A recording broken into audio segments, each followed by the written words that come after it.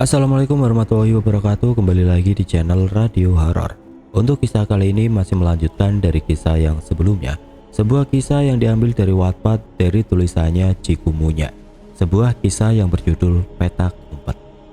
Dan sebelum kita masuk ke ceritanya, tekan dulu tombol like video ini dan jangan lupa tekan juga tombol subscribe channel ini. Dan nyalakan juga lonceng notifikasinya agar tidak ketinggalan cerita-cerita lainnya dari channel ini. Dan buat teman-teman yang pengen membaca langsung ceritanya, nanti silahkan saja kunjungi linknya yang nanti akan saya sertakan di kolom deskripsi. Dan seperti apa untuk kelanjutan dari kisah ini, langsung saja kita masuk ke ceritanya. Hal yang aku lakukan di seperempat siang untuk pertama kalinya setelah aku bisa berdiri adalah mencari sungai. Aku tidak mungkin mendaki bukit dengan keadaan kakiku yang masih terluka. Bisa-bisa jika terus memaksakan, bukan hanya tergores jika sampai jatuh, namun bisa sampai patah tulang. Selain itu di hilir sungai pasti banyak beri-berian. Mengingat dari semalam aku hanya makan soto gaib yang entah isinya apa. Aku melanjutkan perjalananku, menembus rerumputan dengan kaki terseok-seok. Semakin aku menembus rerumputan, semakin terdengar suara air, membuatku tersenyum puas. Dan benar saja tidak lama setelah aku berjalan, aku sampai di hilir sungai. Aku cukup dibuat takjub saat aku melihat ikan-ikan berenang dengan lincahnya di air yang bening, mengingatkanku pada zaman bocah dulu. Andai sungai tidak dikasih putas dan tidak ada orang yang menyetrum ikan, pastilah ikan masih akan terlihat seperti sekarang ini. Melihat ikan yang banyak, aku merogoh sakuku. Bagus, masih ada korek di sakuku. Bagaimana jika makan siangnya ikan bakar? Aku mencoba berkonsentrasi melangkah sepelan mungkin agar ikan tidak kaget dan kena. Aku menaruh ikan seukuran telapak dan langsung memasukkan ikan tersebut ke dalam saku celanaku, sembari mencari satu ekor lagi untuk makan siang. Namun saat aku hendak menangkap ikan lain, tiba-tiba langit gelap, awan berubah kelabu dan angin bertiup sangat kencang. Sial. Tidak ada tempat berteduh di saat hujan. Aku mencoba mencari sesuatu yang bisa aku pakai berteduh. Pohon, goa apapun itu. Namun yang kulihat hanya pohon-pohon kurus dengan daun yang hanya sedikit. Sampai akhirnya ada satu pohon besar yang jaraknya lumayan jauh. Tanpa berpikir panjang, aku berjalan cepat ke arah pohon tersebut. Namun saat kupaksa untuk berjalan cepat, kaki yang tadinya tidak terlalu ngilu kini mulai terasa ngilu lagi karena lukanya kembali terbuka. Namun sekuat tenaga aku abaikan rasa sakitnya, mencoba berjalan lebih cepat lagi agar badanku tidak terkena hujan. Namun belum juga aku sampai ke pohon itu, hujan menerpa tubuhku tanpa ampun. Hujan angin yang sangat lebat dengan kilat yang mulai menyambar membuat degup jantungku tidak karuan. Jika aku tersambar habis sudah, tidak ada kesempatan untuk pulang. Tapi jika aku hanya berdiam diri di sini, aku juga akan mati karena kedinginan. Jadi aku terus berjalan dan berjalan hingga akhirnya aku roboh di depan pohon tersebut. Aku menelungkupkan diriku di sela-sela akarnya, bajuku basah dan angin bertiup seakan tidak kenal ampun. Bahkan saat aku sudah di balik pohon ini pun, angin dan dinginnya masih menembus hingga ke tulang. Sampai sempat aku berpikir jika memang aku harus mati hari ini, biarlah aku mati dengan masih mempertahankan hidup, bukan berpasrah begitu saja. Tak lama setelah aku menelungkupkan diri, aku mulai merasakan badanku gerah, namun sesak, disusul dengan badanku yang gemetar hebat. Sial, aku hipotermia. Di saat badanku bereaksi, aku mendengar suara yang terus bersaut-sautan. Mati, mati. Aku terisak. Kampret, mati pun aku gak bisa keluar dari tempat laknat ini. Sedang suara itu seakan menertawakan keadaanku yang tengah sekarat. Wah, suara itu datang. Aku tahu dia berbulu saat ekornya menyentuh kulit tanganku. Dia punyaku. Aku sudah jadi satu dengannya. Dia bagianku, kata suara yang familiar. Dia punyaku, kata suara perempuan. Dia menolakmu. Dia sudah memiliki perjanjian denganku. Darahnya ada di dalam badanku. Tidak bisa. Raungnya lagi. Suara itu seperti halusinasiku. Saat semakin lama kesadaranku mulai menghilang, baguslah. Aku akan mati dalam keadaan berhalusinasi. Pikiran itu sempat terbesit sampai saat sesuatu yang hangat menyentuh tubuhku. Aku memeluknya. Tanpa sadar memeluknya seperti mengingatkanku pada anjingku di rumah. Kamu harus punya aku untuk hidup. Aku nerima kamu. Kukatakan itu di separuh sadarku. Beralih ke cerita Cecep. Aku menatap Maya tidak berkedip. Ada perasaan tidak percaya saat mendengar semua rangkaian kejadian dari Dadang. Bayu pun setelah mendengar pernyataan dari Dadang, dia langsung mengurung diri di kamar. Tidak kuat menahan rasa bersalah di dalam dadanya saat Dadang menjelaskan jika yang membuat dia selamat tidak lain karena Maya menukar Bayu dengan Yanto. Semua bermula saat hujan angin datang di puncak gunung, membuat pencarian harus dihentikan saat itu juga karena cuaca yang tidak memungkinkan. Dari situ Dadang dan Maya datang dengan raut wajah dingin antara satu sama lain, disusul Bayu dan Pak Semo, sedang tim SAR berteduh di rumah warga yang lain. Setelah mengabari keluarga Bayu untuk menjemput, kami berkumpul bersama dalam satu ruangan. Aku tidak henti-hentinya memeluk Bayu dengan tatapan haru. Ada segumpal syukur karena dia berhasil ditemukan, namun yang lain membeku terlebih Dadang. Sejak kedatangannya dia tidak berbicara pada Bayu. Dia tidak bereaksi apapun. Tadinya aku mengira kalau Dadang terpukul karena saat Bayu ditemukan, Yanto masih dalam pencarian, ditambah cuaca yang kian buruk semakin membuatnya khawatir. Namun saat aku mendengar dari mulut Dadang tentang akar perkaranya, aku tercengang. Bayu pun sama. Kamu tahu gak sih Mai, Yanto itu sampai pertaruhin nyawanya buat nyelamatin aku. Dan dia jatuh itu karena kamu Mai. Kata-kata tidak dilanjutkan. Bayu memilih masuk ke kamar dan keluar dari perbincangan, menyisakan Maya yang sibuk dengan tangisnya. Aku menahan kepedihan yang teramat sangat saat Dadang menjelaskan satu persatu dari sosok yang dia lihat di jurang. Tentang Yanto yang jatuh dari penjelasan Bayu, tentang gambaran buram dari bapak penjaga warung yang mengatakan Yanto sekarat, tentang Sajen, dan tentang kekhawatiran Dadang mengenai cuaca yang sedemikian buruknya. Bagaimana kalau Yanto nggak bisa bertahan di cuaca yang seperti ini, tanpa tenda, tanpa makanan, tanpa selimut? Gimana Cep? Kata Dadang terisak. Terlihat jelas raut wajah lelah di wajahnya, dan melihatnya seperti ini membuatku juga tidak bisa menahan kesedihanku. Berkali-kali aku mengusap punggungnya sembari mengatakan berulang-ulang kalau Yanto anak yang kuat. Yanto itu baik banget sama aku. Ibu bapaknya sudah kayak bapak dan ibuku. Terus kalau Yanto sampai kenapa-napa, gimana caraku ngomong sama ibu dan bapaknya? Yanto pasti bisa bertahan Dang. Yanto anak yang kuat, kataku lagi. Lalu aku menanyakan tentang usulan Maya tentang Sajen itu.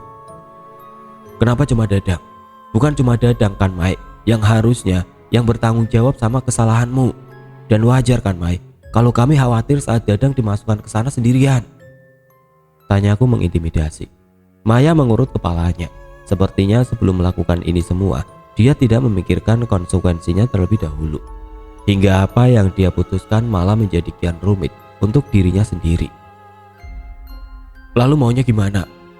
Tanya Maya akhirnya. Kenapa nggak kita semua? Kita ndakinya bareng, pulangnya bareng. Kataku memantapkan diri. Akan susah nggak sih? Tanya Maya. Aku setuju. Jika dipikir-pikir kita semua ambil bagian dari hilangnya Yanto. Dan cuma ini cara kamu buat memperbaiki semuanya Mai, kata Rina. Aku juga setuju, kata Bayu yang tiba-tiba sudah ada di depan pintu kamar. Aku setuju, kata Dadang. Semua memandang kepada Maya, seakan menunggu jawaban yang akan keluar dari mulutnya. Aku ikut, kata Maya akhirnya. Malam kian larut saat di antara kami sibuk dengan pikiran masing-masing, saling menutup mulut rapat-rapat, saling membekukan hati tanpa mau memperbincangkan hal lain. Di antara kami seperti ada space yang begitu jauh antara satu sama yang lain. Mau sampai kapan kita diam-diaman? Masih banyak yang bisa diperbincangkan. Masih banyak juga yang perlu diurus. Sisa 2 hari bukan? Tanyaku pada yang lain. Mendengar yang aku katakan, yang lain mulai memperhatikanku, terkecuali Maya. Sedari tadi dia hanya menatap kosong ke arah jalan, sembari menggigit jarinya, seakan tidak tertarik dengan apa yang baru aku katakan barusan. Mai, panggilku lagi.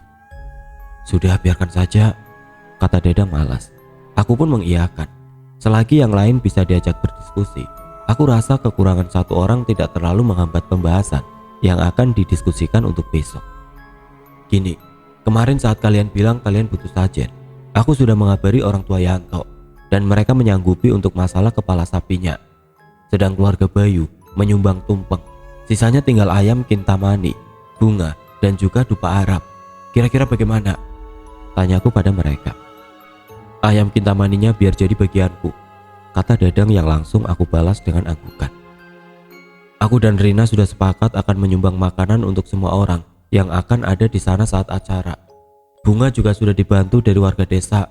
Masalah dupa Arab, nanti kita bisa membeli. Yang mendekat ada Bayu, Yanto, dan Rina. Namun rasanya aku hanya berinteraksi dengan 2 orang, sisanya membisu. Namun karena masalah sudah kelar dan semua sudah dibicarakan, aku pun pamit mau tidur terlebih dulu. Sekalian menyuruh yang lain untuk beristirahat, karena besok akan menjadi hari yang sangat sibuk. Namun saat aku hendak masuk ke kamar, aku melihat Pak Desemo merangkul bau Dadang, lalu membisikkan sesuatu. Setelah membisikkan sesuatu, Pak D membawa Dadang entah kemana. Tidak sampai di situ. Saat aku hendak memberitahu Rina, Rina keluar dari kamar dengan keringat di dahinya. "Beb," teriaknya saat melihatku. "Kenapa?" tanyaku panik. Aku mendengar Maya meracau, tapi aku gak tahu apa yang dia bilang. Dan abis ngomong itu dia langsung apa? Tanya Maya. Namun ada yang aneh, tatapan kosong namun tajam. Selain itu cara bicaranya datar, namun dingin dengan pembawaan yang angkuh. Entah hanya firasatku atau memang benar adanya, sifatnya sama sekali tidak mirip dengan Maya yang aku kenal. "Mai, kamu kenapa?" "Kamu bedugal-bedugal. Semua menyalahkan cucuku. Padahal cucuku tidak salah apa-apa. Tertolong salah satu di antara kalian itu harusnya sudah bersyukur daripada tidak tertolong dua-duanya. Tapi temanku percaya sama kamu. Temanku percaya kalau kamu bakal ngasih tahu jalan pulang. Tapi kamu malah mencelakai dia." Aku terkejut melihat Bayu yang sudah ada di belakangku tengah menatap tajam ke arah Maya. Bahkan aku masih ingat sorot mata penuh harap dari kawanku. "Tapi kamu mematahkannya," kata Bayu yang mulai berat. Tanda dia menyimpan sesak yang teramat sangat di dadanya. "Tidak tahu diuntung," kata Maya tajam. "Kalau cucuku tidak berbaik hati padamu, mungkin kamu sudah mati." Sekarang pun rasanya aku seperti tengah mati secara perlahan. Rasanya sesak sampai lupa caranya bernapas. Bukankah begitu cara kerjanya perasaan bersalah? Bilang pada cucumu, aku menyukainya. Tapi setelah perbuatannya, perasaanku mati bersama rasa bersalahku. Kata Bayu kembali masuk ke kamar. Kususul dengan Rina sembari menatap ngeri ke arah Maya. Kita beralih ke sudut pandang Maya. Aku terbangun di lantai dengan badan yang lemas. Kulihat di sekitarku banyak barang yang berantakan, serta mata yang menatap ngeri ke arahku. Sebenarnya aku tidak terlalu kaget dengan tatapan-tatapan tidak menyenangkan dari temanku. Mengingat aku sudah melakukan kesalahan yang begitu fatal, mungkin aku sangat egois. Namun bukankah semua manusia akan egois jika menyangkut perasaan? Atau mungkin hanya aku yang bersikap demikian? "Sini Mai, aku bantu bangun," kata Rina mengulurkan tangannya. Namun belum juga tangan itu sampai ke pundakku, aku menepisnya pelan. Bukan bermaksud tidak baik, hanya saja aku merasa kebaikan dari mereka semakin menyulitkanku karena membuatku terperangkap dalam perasaan bersalah. Juga ada sedikit amarah karena perlakuan mereka yang menyakitiku. Ya, walau aku tahu sikap yang mereka tunjukkan semata-mata karena kesalahanku yang fatal. Aku menatap Bayu, dan saat mata kami bertemu, dia membuang muka. Namun jujur, itu lebih baik daripada memikirkan dia sendirian di alam liar. Dan sialnya, pikiran itu semakin memperkeruh situasi. Karena dari pikiran itulah semua bermula. Aku keluar mengabaikan tatapan-tatapan dari kawanku. Duduk di luar sembari menanti matahari yang akan terbit sembari merenungi semua hal yang sudah aku lakukan. Awalnya aku tidak mengerti jika aku memiliki batur. Dan begitu mengejutkan saat baturku berhasil aku panggil. Tadinya aku meminta untuk menyelamatkan kedua temanku, namun salah satu ternyata sudah ditandai. Dan semakin membuatku terkejut saat Bayu yang ditandai. Walau sebenarnya memang orang seperti Bayulah yang mudah tergoda Sedang Yanto memang orang yang peka namun terlalu positif. Setidaknya itulah pengertian yang aku dengar. Lalu aku mencari cara lain untuk mengeluarkan Bayu dengan cara memanggil arwah lain. Waktu itu suasana kamar mandi gelap. Satu-satunya penerangan hanya dari lilin yang aku bawa. Aku tidak tahu kalau itu akan berhasil. Aku pun terkejut saat pemanggilan itu bekerja. Karena hal itu, aku bisa melihat sekitarku. Bisa melihat hal yang tidak bisa dilihat orang lain. Terlebih sosok yang berada di belakangku saat itu. Diiringi dengan hembusan angin tepat di leher, aku tahu dia sudah datang. Aku menanyakan kenapa Bayu bisa ditandai. Awalnya dia bilang dia tertarik padaku karena aku memiliki batur. Namun melihat aura Bayu, dia tertarik dan coba memulai interaksi. Dan sialnya Bayu menerimanya. Dari hal itulah Bayu ditandai. Lalu aku menanyakan bagaimana cara melepaskannya. Namun jawabannya membuatku tercengang. Dia menjawab jika aku harus memiliki gantinya. Aku menarik nafas panjang. Lalu aku kembali bertanya bagaimana cara dia memiliki Bayu, sedang mereka berbeda dimensi. Jawabannya membuatku kembali mengernyitkan dahi. Aku akan membiarkannya berkeliaran di hutan. Dari hilangnya kepercayaan satu sama lain, lalu kelaparan, lalu kehilangan waras, lalu mati. Dari situlah aku memiliki seutuhnya. Aku menelan ludah saat dia mengatakannya tepat di telingaku, membuatku bergidik ngeri. Apa aku bisa menggantikannya dengan seseorang yang ada bersamanya? Tanyaku setengah terisak. Aku pun tidak tahu tentang apa yang sudah aku katakan, namun dia menyetujuinya, asal aku memiliki barang Yanto. Aku memegang buff yang ada di leherku. Kembali teringat waktu hujan di kop-kopan dan aku masuk angin. Sebelum memasuki tenda, Yanto memberikannya untukku. Berharap dengan buff yang dia berikan bisa sedikit mengurangi rasa dingin di badanku. Aku menggigit bibirku, takut akan hal yang aku lakukan. Namun aku mau Bayu pulang, sehingga aku berikan buff itu padanya.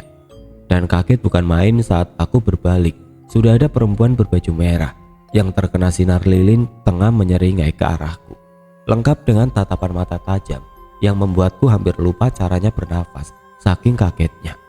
Membuatku segera keluar dari kamar mandi, dan di sanalah aku melihat Dadang menatapku dengan tatapan nanar. Aku meremas wajahku saat mengingat hal itu. Betapa kekecewaan nyata pada wajah Dadang, di mana setelahnya wajah-wajah kecewa kembali muncul dari wajah kawan-kawanku yang lain. Beralih ke Yanto. Sekuat tenaga aku mencoba menghempaskan badan mungilnya, membuatnya menjauh dari wajahku. Namun semakin aku bersikeras menghilangkannya, semakin gencar makhluk itu mencapik-capik wajahku. Dan semakin seram pula wajah mungil yang ditujukannya. Mau, teriakku.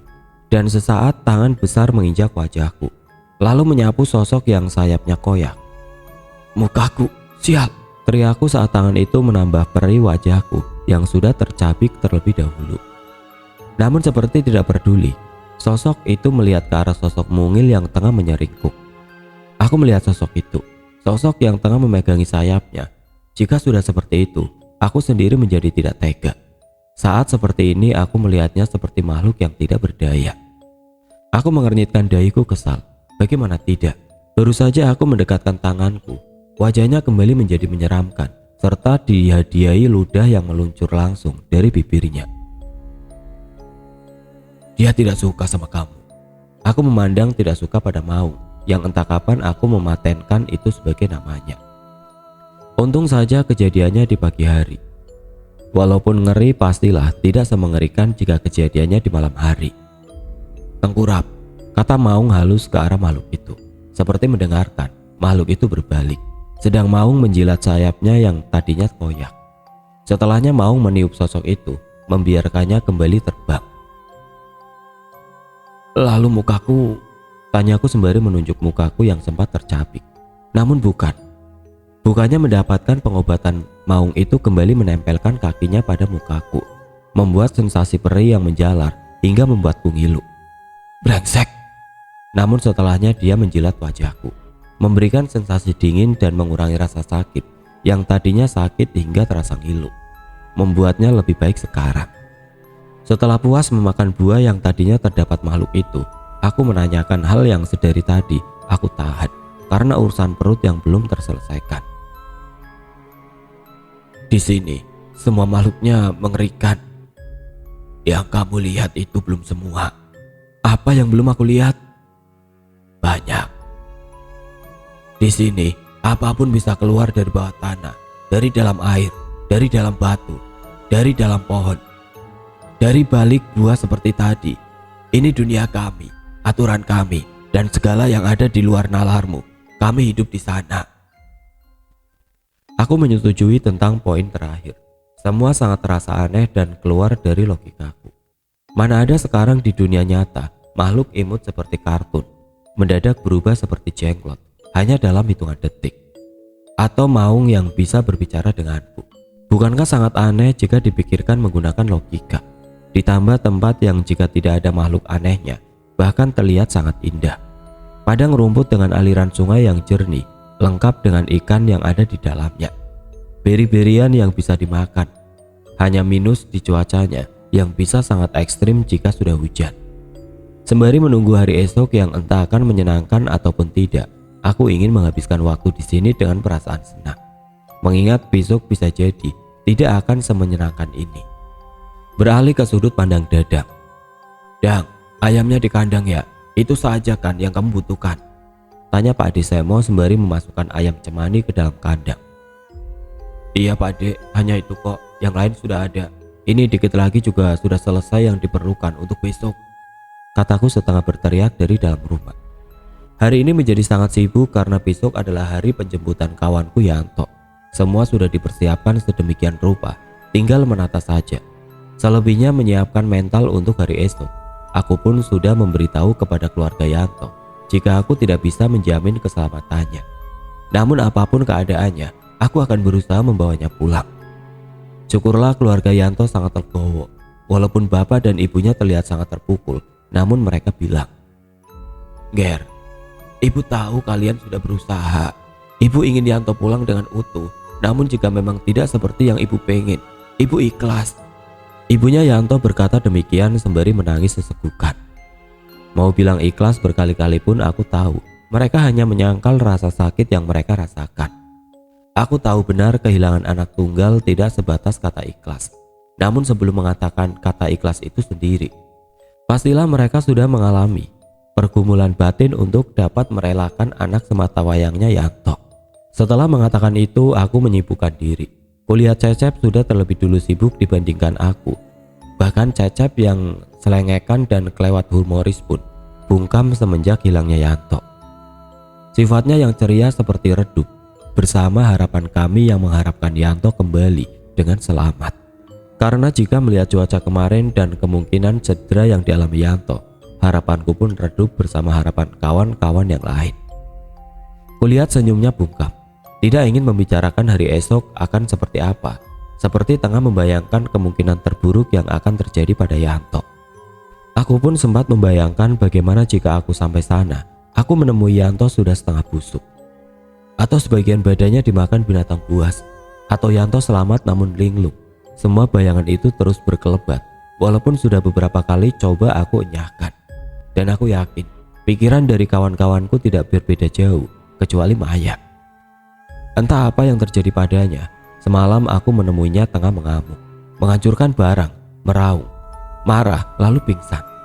Bayu, Cecep dan Rina yang sudah terlebih dulu melihat Maya pun tidak mempunyai jawaban yang spesifik mengenai apa yang terjadi dengan Maya.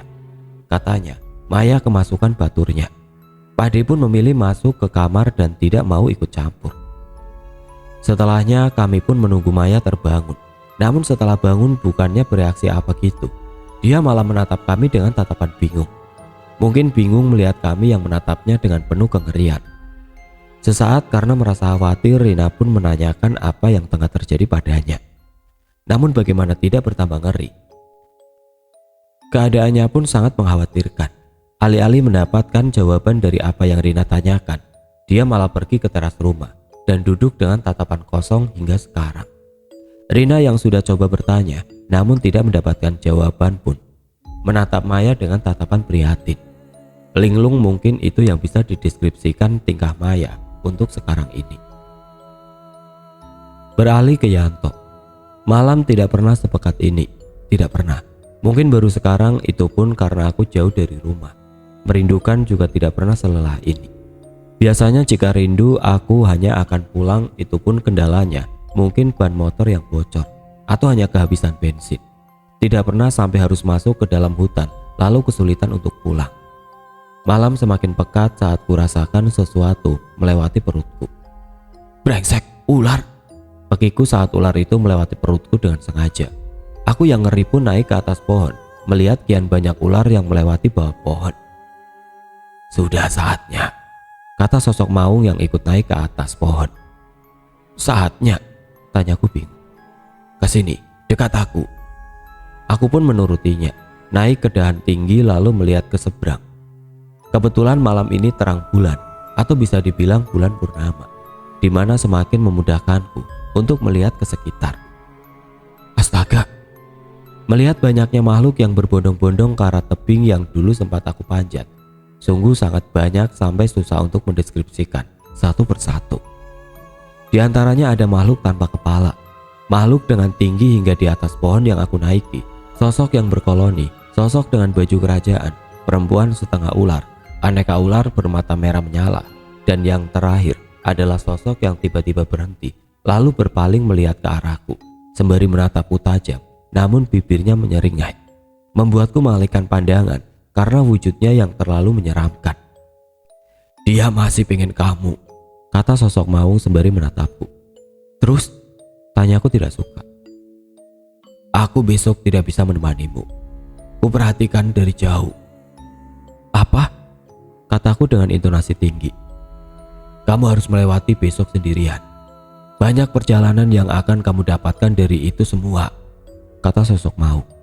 Namun aku masih bingung dengan semua yang akan terjadi di hari esok.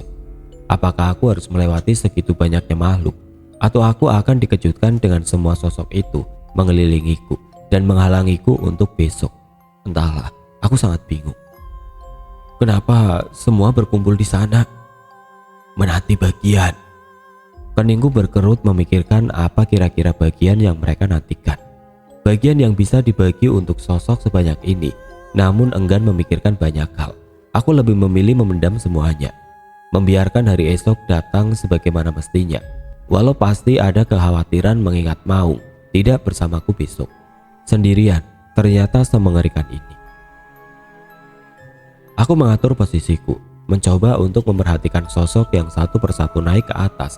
Lalu saat tidak ada satupun sosok yang tersisa, aku mencoba untuk tidur.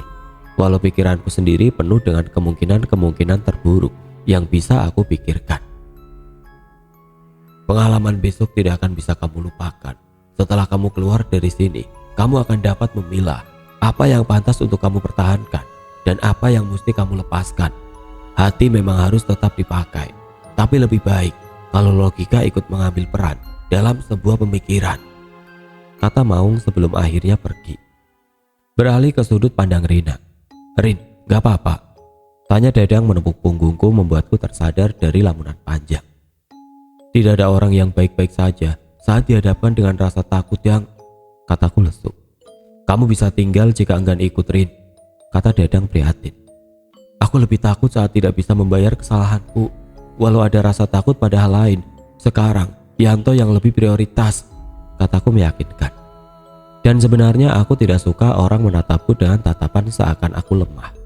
Sungguh saat ini aku hanya ingin bertanggung jawab bersama yang lain. Toh yang ketakutan bukan hanya aku sekarang. Ayo, ajak Cecep mendekat ke yang lain. Aku mengikutinya, menyaru menjadi satu bersama yang lain, memulai suatu ritual.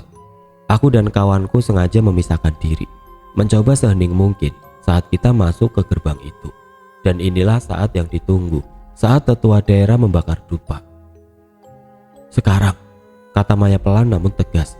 Bayu berjalan lebih dulu sebagai pembuka jalan, diikuti Maya, aku, Cecep, lalu Dadang. Dengan secepat mungkin kami menembus rerumputan liar, lalu menembus dua buah pohon besar. Dan benar saja, setelah melewati dua pohon itu, hawa dingin langsung menyentuh kulit, hawa yang sangat berbeda dari hawa yang biasanya. Langit mulai mengeluarkan semburat merah saat kami masuk ke dunia ini. Sembari menahan takut, aku mengamati Bayu yang tengah terdiam. Bentar, suara delman, katanya terbata, membuatku mengernyitkan dahi. Tidak ada di pikiranku jika dunia lain memiliki delman atau semacamnya. Ayo, kata Bayu sembari mencari sumber suara tersebut. Dan benar saja selang beberapa lama, kami menemukan kuda tanpa tuan. Tanpa pikir panjang, Bayu mengambil kemudi, sedang kami naik di belakang dengan cepat, membawa rasa takut dalam hening. Waktu kita cuma sampai matahari terbit, kata Maya mengingatkan. Gila, gak akan cukup, kata Bayu gelisah. Ya kalau gitu kita harus cepat. Aku menggigit bibirku, takut jika kami tidak bisa menyelesaikan semuanya tepat waktu, apalagi melihat langit yang semakin lama semakin gelap. Menambah kegelisahan dalam hatiku, dan belum saja aku selesai dengan segala unek-unek yang hanya tersirat tanpa bisa terucap. Kami sampai di sebuah pasar, pasar tanpa orang, pasar mati. Ini di mana? Tanya Dadang bingung. Pasar, jawab Bayu. Terus? Aku nggak tahu jurang itu ada di mana.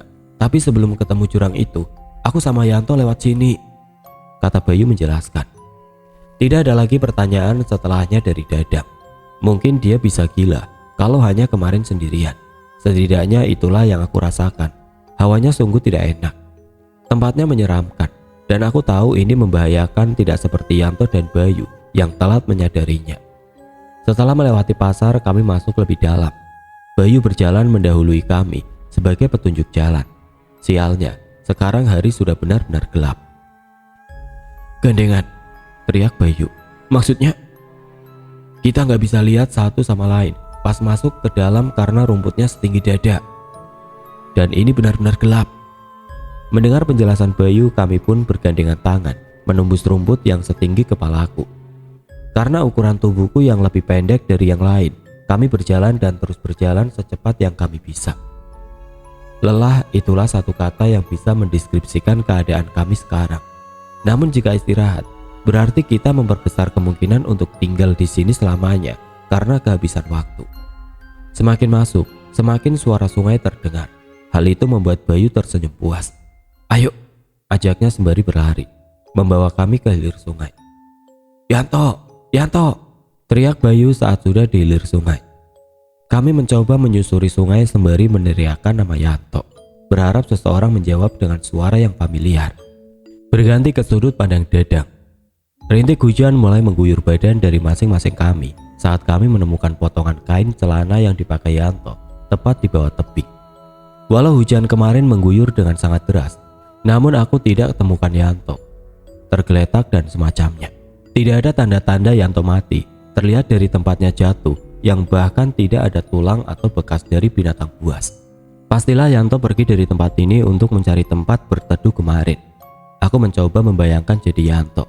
Jika hujan lebat, pastilah aku akan mencari goa atau pohon yang rimbun untuk berteduh. Aku kembali mengarahkan senter ke segala arah, mencoba mencari hal yang kira-kira bisa aku pakai berteduh. Dan benar saja, ada pohon yang lebih besar dari yang lain, namun jaraknya cukup jauh. Kita ke sana, kataku pada yang lain. Aku berjalan paling awal. Sungguh sekarang tidak ada satu hal yang aku takuti. Mungkin karena rasa marahku yang amat sangat, karena dibohongi Maya berkali-kali, atau karena pencarian yang dipersulit oleh rintik hujan yang membuat tanah menjadi basah, dan juga Bayu yang ketakutan dan mendadak lemas, membuatku harus mengeluarkan tenaga ekstra untuk membuatnya bisa berjalan cepat. Hati-hati Cep, jagain di belakang ya, tanyaku memastikan saat akan melewati sungai. Siap, kata Cecep. Kulihat aliran sungainya tidak begitu dalam, hanya sebatas lutut yang berarti. Rin, teriak Cecep. Aku pun berbalik melihat Cecep berusaha mengeluarkan Rina dari dalam air. Aneh, air yang hanya selutut bisa menenggelamkan Rina. Tanpa berlama-lama aku pun ikut menarik Rina dari dalam air. Coba menarik tangannya sekuat tenaga. Rin, lawan rasa takutmu Rin, teriakku yang entah terdengar atau tidak oleh Rina dengan keadaan yang masih di dalam air. Semua membantu menarik tangan Rina. Untuk saat ini kita sangat solid. Wap, Rin, kata Cecep memeluk Rina saat sudah keluar dari dalam air. Bawa ke pinggir. Sesuai instruksi, Rina dibawa ke pinggir. Astaga, gak sia-sia aku ikut pecinta alam. Setidaknya aku diberitahu pertolongan-pertolongan yang mesti dilakukan pada saat-saat seperti ini. Pertama, aku memompa jantungnya mencoba mengeluarkan air dari dalam paru-paru. Dan syukurlah, tidak perlu sampai memberikan nafas buatan, Rina sudah sadar. "Rin," isak Cecep. "Ada yang narik kakiku, perempuan berambut panjang. Dia narik aku takut tenggelam. Nggak mau lewat situ lagi," kata Rina sembari menangis. Sudah kuduga, pastilah sebelum melewati air Rina sudah memikirkan tentang ketakutannya tenggelam sebelum aku mengukur kedalaman air. Sial, mereka benar-benar menyerang rasa takut kami sekarang. "Rek, jangan mikirin apapun. Sungguh yang mereka serang adalah rasa takut kita sekarang. Jadi sebisa mungkin, jangan ditunjukkan." Aku kembali melanjutkan jalan. Aku tahu Rina baru saja tenggelam, tapi untuk sekedar beristirahat, kami benar-benar tidak punya waktu banyak. "Tok, Yanto!" teriakku saat sudah hampir dekat dengan pohon besar tersebut. Dan mataku berbinar saat mataku menangkap sosok yang tengah mengamati kami dari balik dahan pohon. "Yanto, Cok, Raimu!" teriakku melihatnya menatapku bingung. "Itu kamu, Dang!" Getar suara terdengar jelas dari suaranya. "Ini aku, Tok, temanmu, Dadang." Kulihat Yanto mengusap wajahnya kasar, lalu turun dari pohon dengan cepat. Secepatnya aku merengkuh badannya saat sudah berada di hadapanku. "Tok, temanku!" isakku pecah, berbarengan dengan satu persatu yang lain memeluk Yanto. Entah di mana letak salahnya, semua rasa kesalku hilang. Tidak ada penyesalan setelah semua hal yang menimpa kami. Datang ke sini adalah keputusan terbaik yang pernah kuambil. Biarlah dengan kejadian ini semakin lebur rasa bersalah yang kami bawa, menghapus kesalahan dari masing-masing kami dan memberikan ruang untuk memperbaiki semuanya. "Aku kira kalian semua gak akan kesini," kata Yanto di sela isaknya. "Teman akan ada untuk seorang teman," kata Cecep mengeratkan pelukan. "Salahku, Tok, kamu gak mungkin maafin aku," kata Maya mundur dari pelukan. Kami pun menghentikan pelukan yang tadinya terasa hangat, mengamati ekspresi Yanto yang mematung, menatap Maya kosong. Kami semua tahu benar jika kesalahan Maya lah yang paling fatal, bukan kepada kami, tapi lebih personal, antara Maya dan Yanto. Namun perkiraanku salah. Yanto mendekat ke arah Maya, lalu memeluknya hangat. "Nggak ada orang yang akan baik-baik saja saat dihadapkan dengan rasa takut. Kamu hanya ketakutan, Mai. Mungkin caramu salah, tapi kamu kesini aja udah nunjukin kalau kamu pengen memperbaiki keadaan. Sudah sejauh ini aku gak akan marah ke kamu. Kamu membuka jalan. Makasih," kata Yanto sembari terus menepuk-nepuk bahu Maya. Aku yang mendengar perkataan Yanto tersenyum. Pantaslah ibu bapaknya sangat merasa kehilangan. Anaknya sangat baik hatinya. Bisa saja dia meludahi Maya saat ini juga karena sempat menukarnya. Namun nyatanya tidak. Aku menepuk punggung Yanto, bangga menjadi temannya. "Tok," panggil Bayu. "Kamu seharusnya gak di sini, yuk," jawab Yanto ganti merengkuh badan Bayu. "Aku gak bisa cuman di rumah terus ngebayangin apa yang akan kamu temui di sini. Aku gak akan bisa maafin diriku kalau sampai kamu kenapa-napa." "Nyatanya aku gak kenapa-napa," jawab Yanto dengan mata yang menerawang. Aku yakin selain membuat dirinya sendiri lega, Yanto juga ingin melepaskan rasa kesalnya hanya untuk melegakan Bayu. Karena amarah tidak akan berguna pada situasi seperti ini. Lebih cepat semuanya diperbaiki akan lebih baik untuk langkah selanjutnya. "Sini, aku kangen kalian semua," kata Yanto membuka tangannya. "Cok," umpatku melihat tingkahnya yang tengah menyunggingkan senyum dengan sederet gigi yang entah berapa hari tidak kugosok itu. Tanpa ditunggu lama kami pun merengkuh badan kurusnya yang kian kurus. Mengeplak kepalanya gemas dan mengumpatinya. Sesaat keadaan sangat hangat sampai saat Cecep melihat jam tangannya. "Rak, kita gak punya waktu banyak. Ayo," kataku berjalan terlebih dulu dengan membawa headlamp berjalan cepat menembus pekatnya malam. Aku berjalan terlebih dulu sembari membawa headlamp di tanganku, menyapu kegelapan dengan sinar seadanya. Aku berusaha berjalan secepat mungkin dengan terus menggandeng tangan Maya. Kami berjalan dengan aku terlebih dulu, lalu Maya, Bayu, Rina, Cecep, barulah yang terakhir Yanto. Namun langkahku terhenti saat aku melihat sesuatu berbadan besar. Bercorak garis-garis terlihat masuk ke semak-semak. Mengawasi. Bukan, lebih tepatnya seperti tengah mengintai. Sesekali badannya terlihat saat aku mengarahkan sinar ke segala arah. "Macan," kataku pelan. Bulu kuduku berdiri. Selain dia binatang buas, ukurannya bahkan sangat besar, seakan bisa menampung kami semua di dalam perutnya. Apa Dang? Tanya Yanto, karena mendadak aku berhenti. Macan. Tetap jalan, dia bukan ancaman. Aku mengernyitkan dahiku, menyimpan tanya kenapa Yanto begitu yakin dengan apa yang dia katakan. Namun karena kita tidak punya waktu, aku pun tetap melanjutkan berjalan. Namun harus kembali berhenti saat Rina tidak mau melewati sungai. Dang, aku gak bisa, kata Rina pelan. Terlihat jelas di wajahnya ketakutan yang teramat sangat, bahkan bajunya pun masih basah. Rin, percaya, kamu aku pegangin. Please, kita gak punya waktu banyak, kataku memegang tangannya dibantu yang lain. Untunglah sangat mudah membujuk Rina. Walau tangannya gemetar, dia berhasil melewati sungai. Namun rasanya ini tidak akan mudah melihat hujan yang semakin deras. Terus jalan, teriakku memecah suara hujan. Ah, Cecep menunduk. Aku gak bisa, kata Cecep memegang telinganya. Sial, dia takut sama petir, kataku menjauh darinya.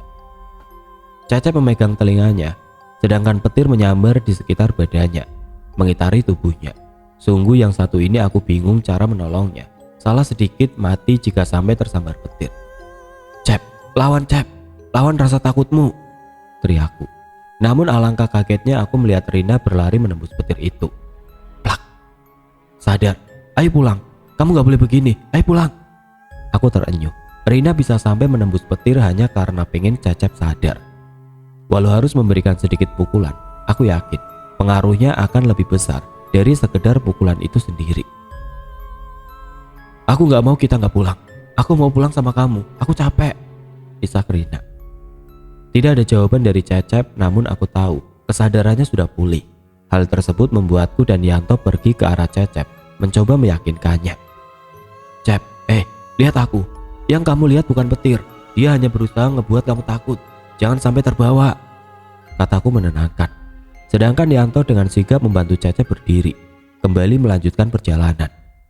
Namun saat kita sudah berkumpul, sesuatu menghentikan kami. Entah apa yang dilihat kawanku, namun apa yang kita lihat membuat kami saling menempelkan punggung, membuat lingkaran kecil dan berhenti, menatap lurus ke arah depan masing-masing. Yuk, apa yang kamu lihat? Tanya Yanto tiba-tiba.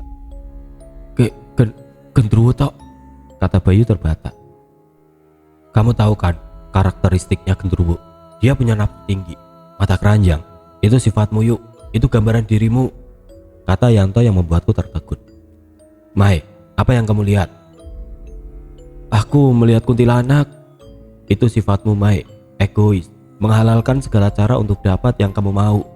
Rin, apa yang kamu lihat? Aku gak tahu pasti itu apa, kayaknya itu peri, kata Rina gemetar. Itu sifatmu, kecil tapi tangguh. Dia bakal ngelindungin apapun yang dia suka, termasuk Berry. Aku baru dicakar kemarin, kata Yanto dengan kesal. Cep, apa yang kamu lihat? Aku lihat sesuatu seperti monyet tok. Monyet termasuk hewan yang penyayang, namun tamak. Dan yang terakhir, apa yang kamu lihat, Dang? Maung. Aku gak perlu jelasin banyak, Dang. Kamu pasti tahu sendiri karakter macan itu kuat, namun pemarah, temperamental, namun dominan. Dan apa yang kamu lihat sama kayak yang aku lihat. Yanto diam sejenak membuat keresahan di hatiku dan juga yang lain. Terasa dari badan mereka yang gemeteran. Itu gambaran dari emosi kalian. Saat kalian bisa membuang emosi itu, bisa jadi apa yang di depan kalian juga hilang. Yang mendapat makhluk buruk rupa, buruk juga hatinya, buruk perangainya. Namun semua itu bisa dirubah. Setidaknya itu yang bisa aku pikirkan, kata Yanto pelan. Gimana caranya? Tanyaku. Hilangkan sifat itu dari pikiran kalian. Yakinkan diri kalian kalau sifat buruk itu tidak pernah ada. Tutup dengan memikirkan karakter baik yang kalian punya. Kita beralih ke Yanto. Gimana rasanya hampir mati 3 kali? Tanya Dadang tertawa ngakak. Rasanya bisa hidup berkali-kali tanpa takut sama kematian, kataku sembari membusungkan dadaku. Hari ini kami mengadakan syukuran. Memang sedikit telat, mengingat kejadian sudah terjadi 3 minggu yang lalu. Namun disinilah kami di rumah Pak Disemo menikmati dendeng sapi yang sengaja disimpan untuk kami semua. Lagian kami masih perlu menghabiskan waktu bersama keluarga sebelum akhirnya memutuskan untuk keluar rumah. Oh ya Mai, pas kamu hampir mati, baturmu kemana? Tanyaku penasaran. Baturku kutinggal sesuai perjanjian. Dia tidak mau ikut karena saat membawa Bayu keluar pun sebenarnya sudah banyak yang ingin dia menetap. Kalau sekali lagi dia ke sana, mungkin dia tidak bisa ikut aku lagi, kata Maya menjelaskan panjang lebar. Sampai sekarang Maya masih belum menatap mataku saat berbicara padaku. Sebenarnya itu membuatku kesal, karena biasanya Maya orang yang paling rese. Tidak menatapku saat berbicara seakan membuat pembatas antara aku dan dia. Tidak terasa seperti biasanya. Kamu kenapa sih, Mai? Aku udah gak ada masalah loh, kataku pelan, agar tidak didengar yang lain.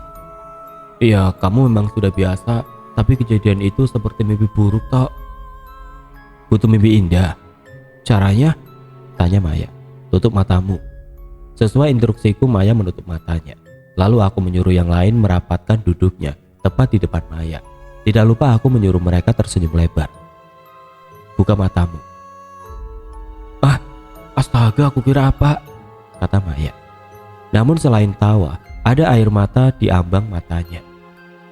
Mai, setiap orang pernah bikin kesalahan, tapi kamu udah berusaha nebus itu. Kamu pantas dapatin penghiburan, kataku tulus. Iya, kata Maya di sela isaknya. Membuat yang lain merapatkan duduk sembari memeluk Maya, membagi luka sama rata, saling menyeka luka dan memberi penghiburan pada yang terluka. Itulah teman. Oke teman-teman, sekian untuk kisah kali ini. Bagaimana menurut kalian tentang kisah ini? Tulis komentar kalian di kolom komentar.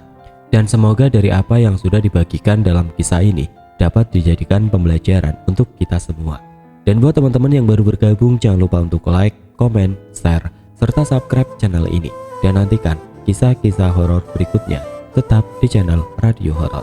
Wassalamualaikum warahmatullahi wabarakatuh.